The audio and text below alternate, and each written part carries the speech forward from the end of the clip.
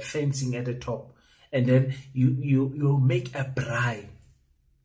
You amongst that poverty where you are, and you expect the people from next door to hear the music, the piano playing, hear the people eating. Literally, they can smell the braai, and you are braaiing lamb on top of that.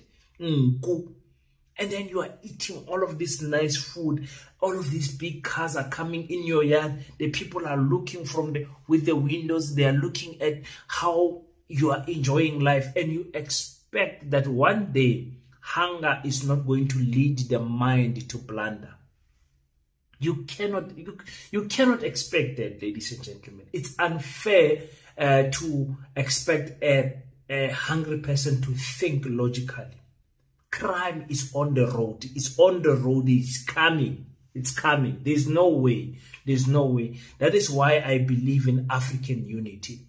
That's why they have shown us there in the western part of Africa with Burkina Faso, Mali, and Niger that if you unite, the burden becomes less.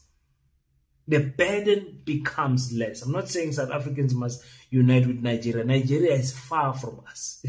Nigeria is far from us. They need to solve their issues there and unite the west of Africa. The east of Africa must unite. Central Africa must unite. SADC must unite.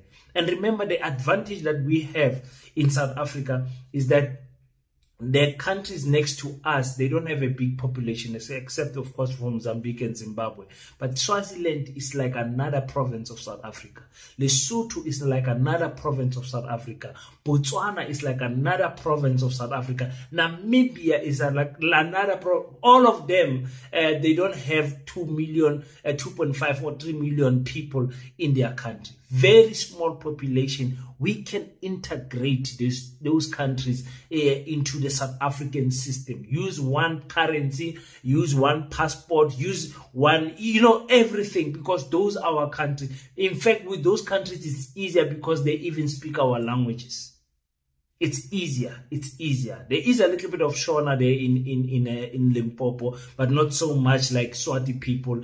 And when we talk about Sotho people, when we talk about Botswana people, and all that, so we can make it work. It is difficult to be rich in a poor country. It is difficult, ladies and gentlemen, to be rich in the township. You can't enjoy your money. That old saying that says, the poor don't sleep because they are hungry, and the rich don't sleep because the poor are awake. That's